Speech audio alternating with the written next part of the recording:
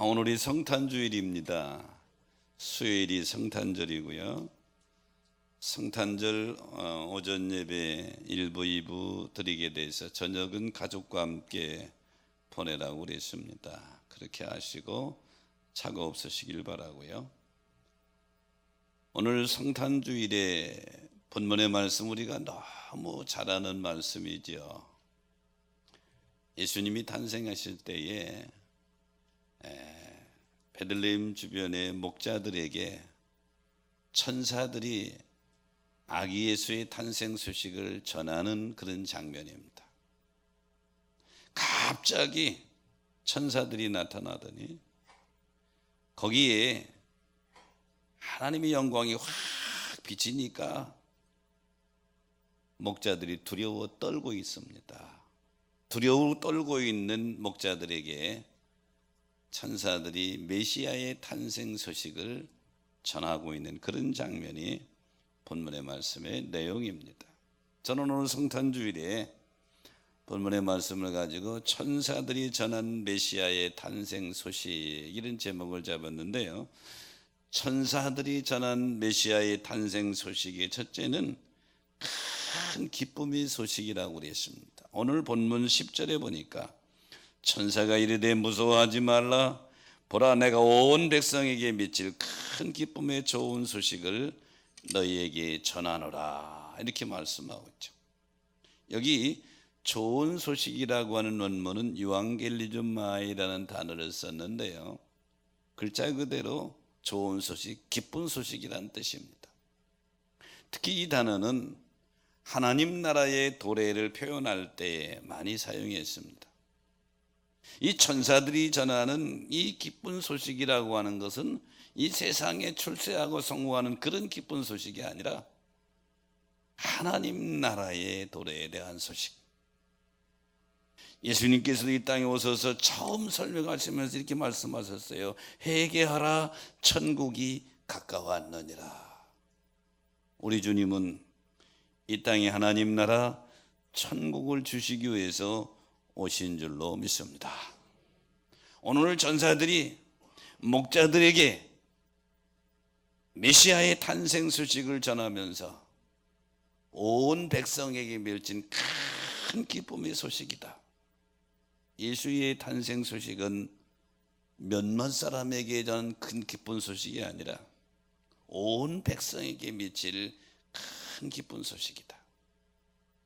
오늘 이 예배에 참여한 여러분 모두에게 우리 주 예수 그리스도의 탄생이 여러분 생애에 가장 큰 기쁨의 소식이 되시기를 축복합니다. 이사야서 38장에 보면 남유다의 13대 왕인 히스기야 왕의 기사가 기록되어 있습니다. 히스기야 왕의 말년은 좀 아름답지 못했지만 그래도 보편적으로 중년까지는 왕의 역할을 잘 감당하면서 하나님을 잘 경외했던 왕입니다. 그런데 이 히스기야 왕에게 죽음의 위기가 찾아왔습니다. 하나님은 이사야 선지자를 통해서 히스기야에게 사형을 선고하십니다. 38장 1절에 보니까 그때 히스기야가 병들어 죽게 되니 하나님이 이사야를 보내가지고 너는 내 집에 유언하라. 내가 죽고 살지 못하리라. 즉 히스기야가 병들어 누워있는데 너희 집 못 일어나. 너희에게 생애 끝이야.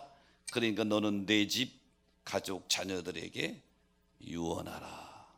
사형 선고지요. 히스기야가 이사야에 전하는 이 하나님의 이 사형 선고를 듣고 식음을 전폐합니다.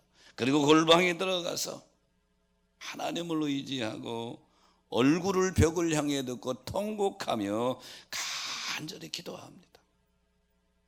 이때 하나님이 뜻을 돌이키시죠. 5절에 보니까 하나님이 이사야에게 다시 히스기야에게 가라고 말합니다. 그리고 내가 네 기도를 들었고 네 눈물을 보았다. 그래서 내 수한을 15년을 더해 주겠다. 하나님은 지금도 우리 기도를 들으시는 줄로 믿습니다. 우리 눈물을 보시는 줄로 믿습니다. 그래서 이사야가 히스기야에게 가서 다시 하나님의 뜻을 전합니다. 너 이제 안 죽어. 하나님이 내 기도를 들었고 내 눈물을 보았어. 너 15년 더 살 거야. 히스기야 입장에서 봅시다. 죽음의 절망 속에서 좌절하고 있었는데 이사야가 전한 두 번째 소식은 산다는 소식입니다. 큰 기쁨, 이거보다 더 소식이 어디 있겠어요? 죽어가는 사람에게 이거보다 더 큰 기쁜 소식이 어디 있느냐 말이죠. 그런데 그 히스기야도 지금은 없습니다. 15년 더 살고 죽었죠. 우리 주 예수 그리스도가 이 땅에 태어난 성탄의 소식은 60 몇 년 더 사는 이런 소식이 아니에요. 죄로 인해서 이미 사형원도 받은 온 인류들에게 이 사형을 제거해 주고 영원한 생명을 주는 그런 소식이기 때문에 온 백성에게 밀친 큰 기쁨의 소식이다. 오늘 이 예배에 참여한 여러분이 이 큰 기쁨의 소식의 주인공이 된 줄로 믿습니다. 큰 기쁨의 소식의 주인공이 됐단 말이에요. 여러분, 지난 9월에 미국의 이 조디 펜스라는 사람이 소식을 전한 내용인데 폐암 4기 환자였죠. 그래서 의사 선생님으로부터 3개월밖에 못 산다, 시한부 판정을 받은 사람이 이 조지 펜스라는 사람입니다. 그런데 시한부 판정을 받고 폐암 4기를 이 사람에게 누군가 전했어요. 개 구충제인 펜벤다주를 먹으면 산다. 이 사람이 이제 우리말에 그런 말이 있잖아요. 물에 빠진 사람은 지푸라기를 잡으려고 한다고. 어차피 폐암 4기로 3개월밖에 못 산다고 그러니까 개 구충제를 사서 먹었대요. 그런데 싹 나았다는 거예요. 이게 유튜브를 통해서 전 세계에 퍼졌습니다. 우리나라 개그맨 김철민 씨가 폐암 똑같이 4기 판정을 받았는데 이 개구충제 사과 먹고 나았다고 유튜브에 또 쫙 퍼지고 있잖아요. 의사 선생님들은 아직 의학적으로 검증이 안 된 것이라고 말합니다.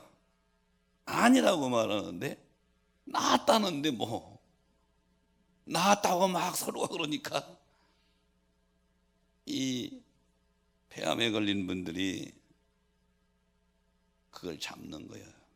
그리고 막 개구충제가 아예 독이 났다는 거 아니에요.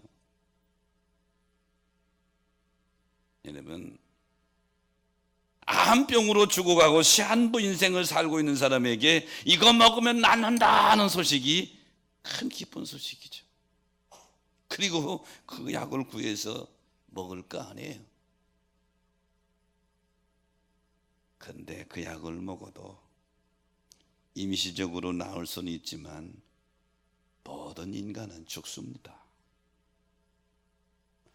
하지만 우리 주 예수 그리스도의 탄생은 우리 인간 수명 몇 년 연장해 주는 그런 소식이 아니라 영원한 사망의 그늘에서 우리를 건져주신 영생을 얻게 하는 소식 중에, 기쁜 소식 중에 최고의 기쁜 소식인 줄로 믿습니다. 그래서 천사들이 베들레헴 근방에서 양을 치고 있는 목자들에게 나타나서 두려움에 떨고 있는 그들에게 두려워하지 말라, 온 백성에게 미칠 큰 기쁨의 소식을 너희에게 전하노라. 금번 성탄절도 예수 그리스도의 탄생이 여러분의 일생에 큰 기쁨의 소식이 되시기를 축원합니다. 또 그 소식을 전해야 될 줄로 믿습니다. 천사들이 전한 메시아의 탄생 소식의 두 번째는 다윗의 동네에 구주가 나셨다고 전합니다. 오늘 11절에 보니까 오늘 다윗의 동네에 너희를 위해서 구주가 나섰으니 곧 그리스도 주시라. 이 그리스도란 말은 메시아라는 말이죠. 여기 구주라는 단어는 소테르라는 단어를 썼는데요, 이 소테르라는 단어는 동사 소주에서 왔습니다. 구원자란 뜻이지요. 질병이나 위험한 상황으로부터 구하는 구원자란 뜻입니다. 예수님의 탄생 당시에 로마가 세계를 지배하고 있을 때입니다. 그 당시 사람들은 로마 황제 가이사 아구스도를 소테르라고 그랬습니다. 구원자라고 그랬습니다. 전쟁이 난무하는 온 이 세상을 평정해서 구원할 영웅이 가이사 아구스도, 그 황제를 소테르라고 그랬습니다. 그런데 우리 주 예수 그리스도가 이 땅에 태어났을 때에 천사들이 목자들에게 탄생 소식을 전하면서 이 아기가 바로 소테르 구원자라 그런 것입니다. 아기 예수의 탄생 예수 그리스도는 가이사 아구스도처럼 무력으로 일시적인 평화를 가져오는 그런 구주가 아니라 자신을 십자가의 속죄의 제물로 들이물어 죄로부터 질병으로부터 영원히 건져낼 영원한 구세주다. 그러므로 사랑하는 여러분, 예수 그리스도는 우리의 구주가 되시는 줄 믿으시기 바랍니다. 출애굽기 4장에 보면 하나님 미디안 광야에 있는 모세를 부르십니다. 모세를 불러서 애굽에서 지금 400년 이상 고통 가운데 있는 이 히브리 민족들을 구원하기 위해서 모세를 보내기 위해서 부릅니다. 모세가 처음에는 거절하지요. 나는 말을 못합니다. 이렇게 하자면 하나님이 모세에게, 야, 너는 내 손에 무엇이 있느냐? 지팡이입니다. 땅에 던져라. 던지니까 뱀이 되지요. 모세가 이리저리 피하는데 꼬리를 잡아라. 꼬리 잡으니까 다시 지팡이가 됩니다. 너 애굽의 이스라엘 장로들에 가서 이 표적을 보여라. 그리고 내 손을 다시 품에 넣어봐라. 넣었다 꺼내니까 나병, 한센병이 손에 걸렸습니다. 다시 넣었다 꺼내니까 다시 온전해지죠.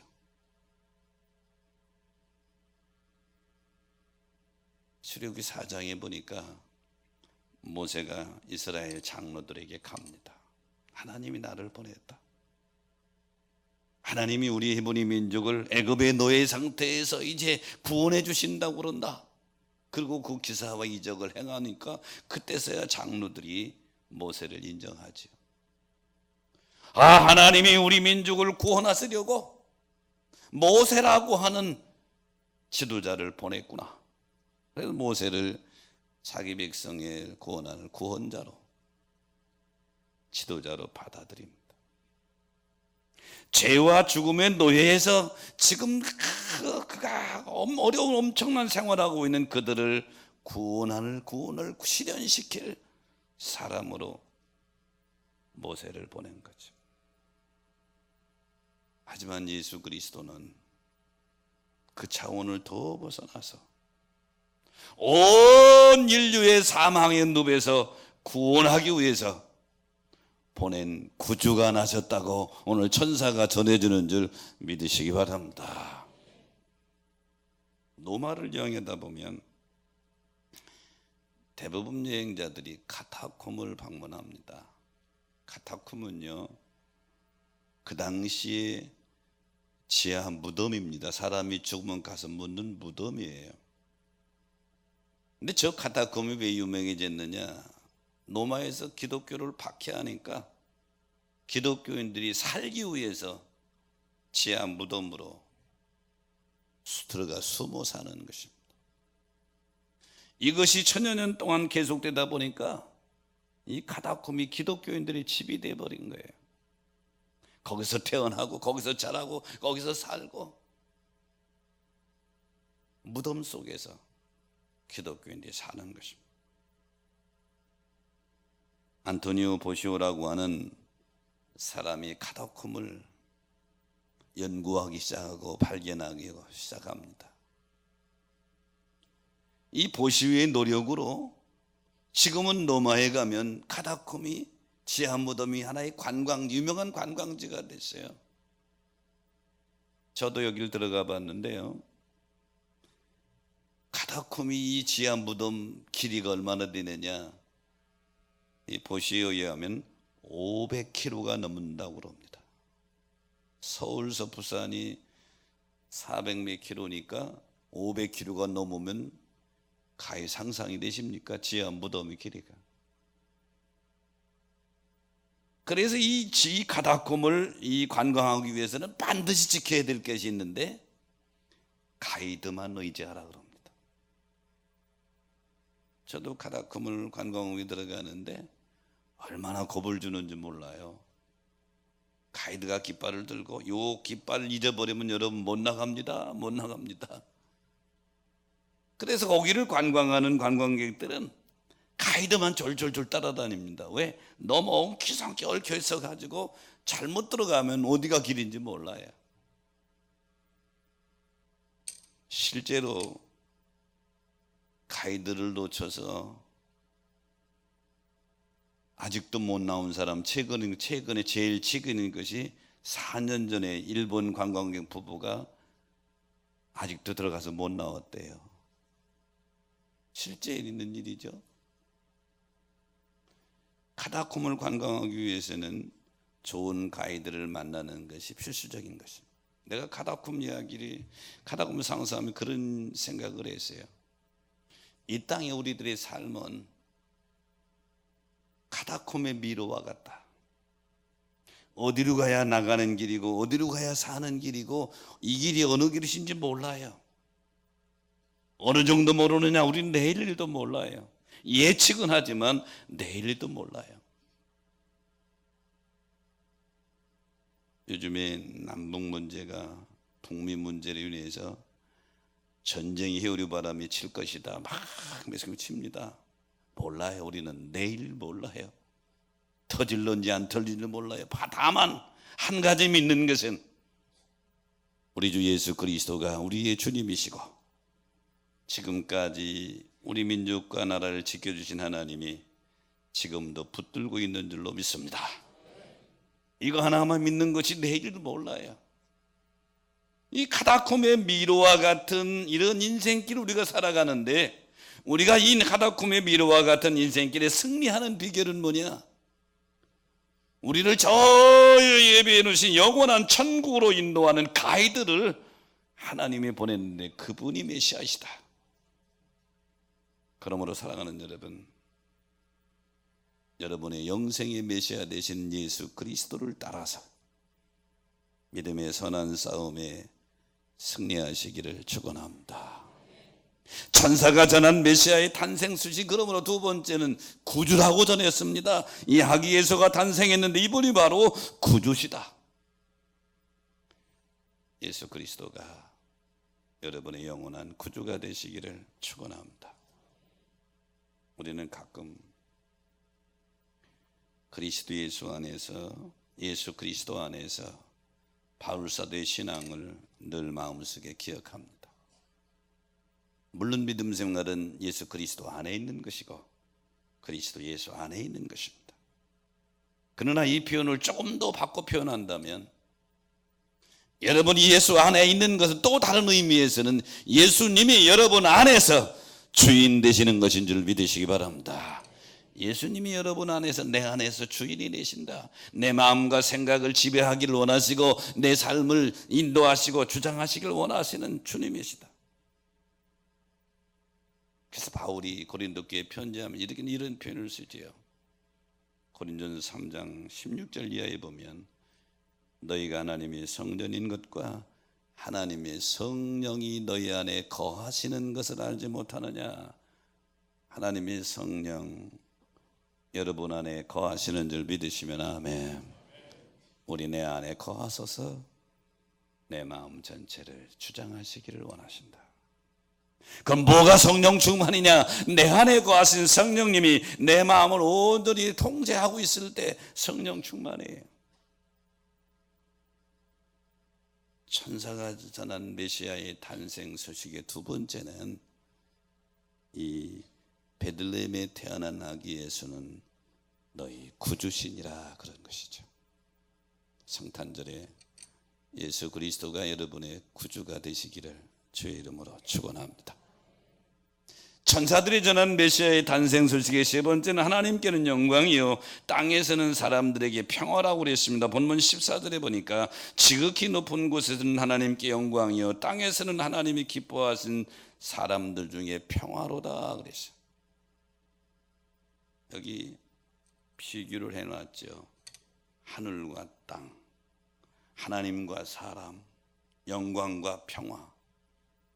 예수님의 탄생은 하늘에서는 영광이고 땅에서는 평화다.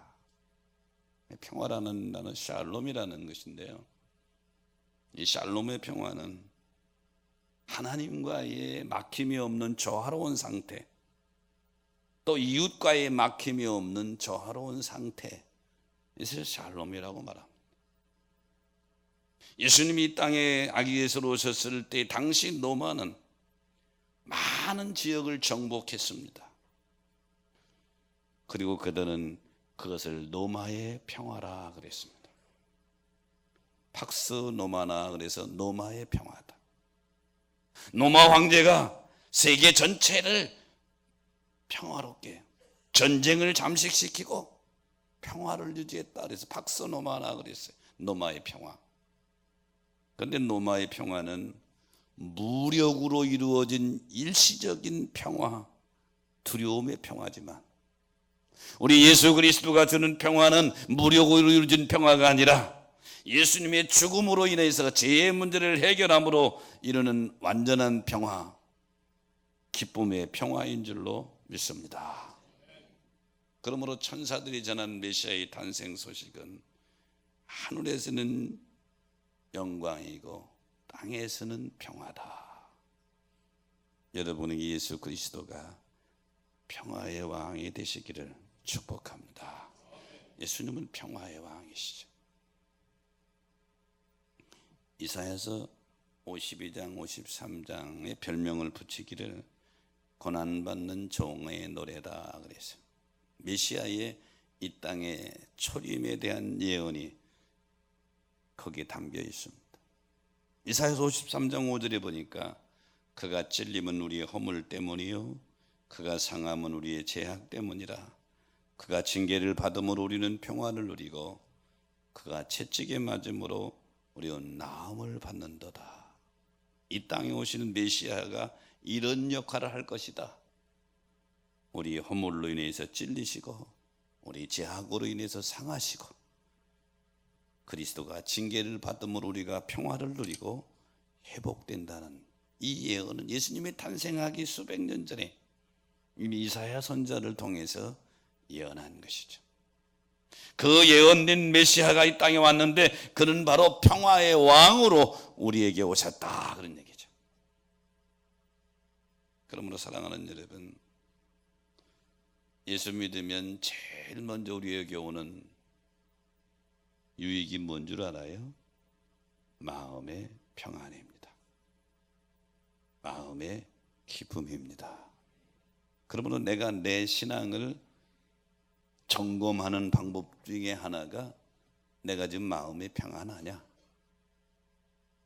만약에 평안하지 않고 두려움과 근심과 염려에 가득 채워 있다면 빨리 무릎을 꿇으세요.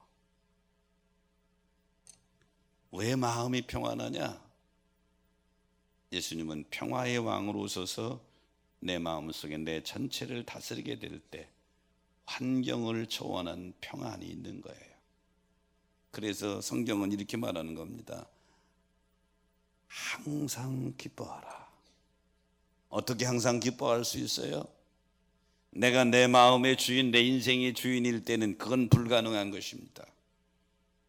하지만 평화의 왕이신 주님이 내 마음을 다스리고 주인되실 때 환경을 초월한 평강이 내 마음속에 일어나게 될 줄로 믿습니다. 내면세계의 질서와 영적 성장이라는 책을 쓴 사람이 맥도날드 목사인데요, 이 책에서 맥도날드 목사는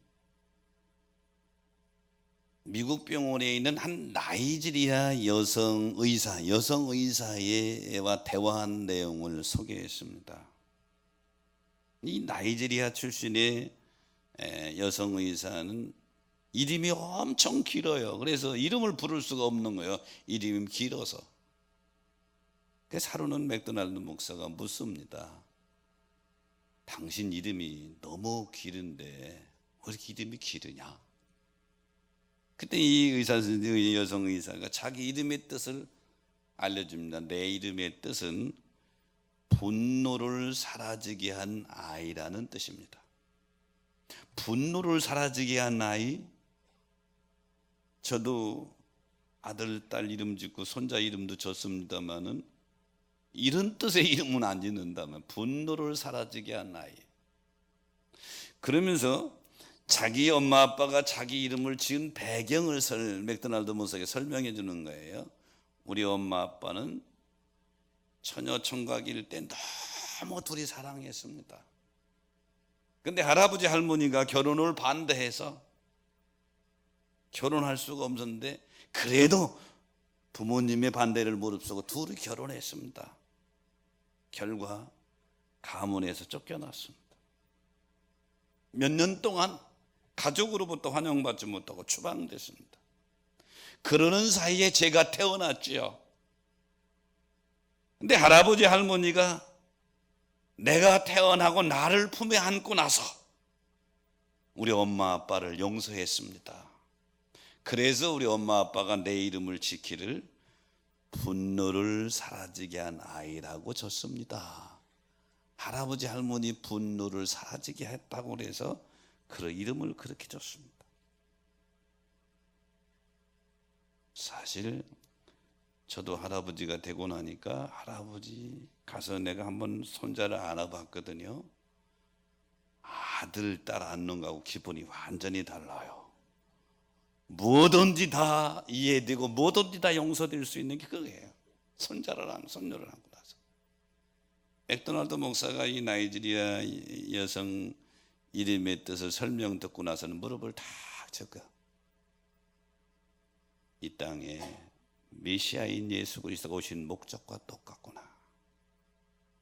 바로 예수님께서는 이 땅의 죄로 인해서 하나님의 분노가 가득 차 모두가 멸망당할 수밖에 없는 그 상황 속에 하나님의 분노를 사라지게 한 아이 예수 그리스도다. 그 책에서 그렇게 설명하고 있죠. 예수 그리스도로 인하여 하나님의 분노는 눈녹듯 녹아진 줄 믿으시기 바랍니다. 분노가 사라지게 한 평화의 왕으로 이 땅에 오신 분이 예수 그리스도, 그분을 마음속에 모시면 하나님의 분노는 사라지고 여러분 마음속에는 평강이 넘치게 될 줄로 믿습니다. 신학교에 가면 많은 신학자들이 있고 책이 있는데 꼭 신학생들이 꼭 듣는 이름이 보네포라고 하는 사람입니다. 그 사람 책도 읽고, 보네포인데요, 보네포는 독일 루터교회 목사이고 신학자이고 나치가 전쟁 일으켰을 때 반나치 운동을 주도했던 인물이 보네포입니다. 보네포는 그런 말로 유명하죠. 정신 이상자가 차를 몰고 막 시장을 다니며 사람들을 깔아뭉길 때 그냥 내버려 두면 되겠느냐? 억지로라도 그 정신 이상 운전자를 끌어내려야 되지 않겠냐? 그를 죽여서라. 이 사상을 가지고 보네포예요. 그래서 개혁운동하는 사람들이 보네포를 그런 말을 많이 사용합니다. 근데 보네포가요, 히틀러 암살 계획을 동참했다가 발각돼 가지고 체포가 됩니다. 1943년에 체포돼서 45년 4월에 교수형으로 처형되는데요. 보네포는 1943년 대강절 이쯤 되는 때에 자기 친구에게 감옥에서 보낸 편지를 옥중서신이라고 그래요. 그 옥중서신에서 보네포는 이렇게 말합니다. 감옥에서 독방 생활은 강림절에 관한 많은 것을 나에게 되새겨주고 있다. 우리는 무엇인가를 기다리고 희망하며 시간을 보내고 있다. 그러나 결국에 우리가 하는 일은 거의 아무런 결과를 낳지 못할 것이다. 왜냐하면 문이 닫혀 있고 이 문은 오직 밖에서만 열 수 있기 때문이다.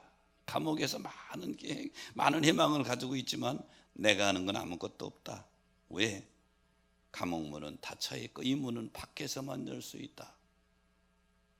여러분, 이 보네포가 한 말 중에 우리가 살아가는 이 세상의 문 완전히 닫혀 있고 우린 죄의 감옥, 사망의 감옥에 갇혀 있는데 이 문은 내가 안에서 열 수 있는 것이 아니라 밖에서 구세주가 되시는 예수 그리스도만 열 수 있는 줄로 믿습니다. 구세주가 되는 예수 그리스도만 열 수 있다. 그러므로 영생의 구원은 우리가 살아가는 이 세상 문 밖에서 우리 주님이 구세주를 보내서 열어주신 줄로 믿습니다. 그러므로 사랑하는 여러분, 성탄절이죠. 이 성탄절에 세상 사람들처럼 세상 문화와 향락에 취해 있는 것이 아니라 성탄절의 의미를 다시 한번 마음에 깊이 새기는데, 오늘 본문은 천사들이 목자들에게 전한 메시아의 탄생 소식인데 큰 기쁨의 소식이라고 그랬고 구주가 나셨다고 그랬고 하나님께는 영광이지만 사람들에게는 평화라고 그랬습니다. 이 놀라운 평화의 왕이 되신 주님이 여러분의 영원한 구세주가 되어주셔서 여러분을 영원한 영생 천국까지 안내하는 가이드가 되신 줄로 믿습니다.